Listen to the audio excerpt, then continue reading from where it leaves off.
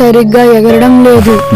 సరిగ్గా మడత పెట్టి ఎగరేస్తే ఎంత దూరమైనా ఎగురుతుందిరా. అలా అయితే నేను కూడా దీంట్లో బాబాయ్ అన్నయ్యలాగా వేరే రాష్ట్రాలకు సిటీలకు దూరంగా ఎగిరిపోవచ్చా? ఇన్నాళ్ళు ఇక్కడ సరైన అవకాశాలు లేక ఉపాధి కోసం మన వాళ్ళు వలసెళ్లాల్సి వచ్చేదిరా.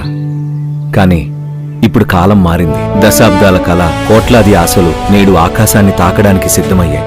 అనకాపల్లి మన పారిశ్రామిక వెన్నెముక కాబోతుంది. మన మన్యం పసుపు, అరకు కాఫీ సువాసనలు ప్రపంచమంతా ఎగరబోతున్నాయి.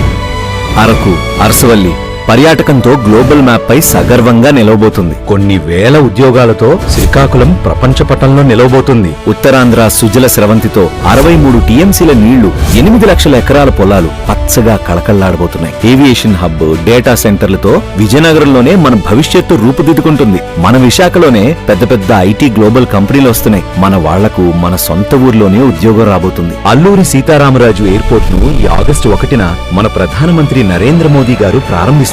ఇక ఉత్తరాంధ్రలో వలసలుండవు. ఇప్పుడు చెప్పు, దీంట్లో ఎగురుతావా? ఏం చేస్తున్నావురా?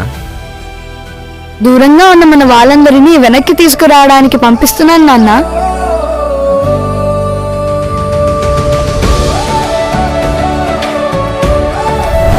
Ladies and gentlemen, we will be landing shortly at Alluri Sitarama Raju International Airport, Andhra Pradesh.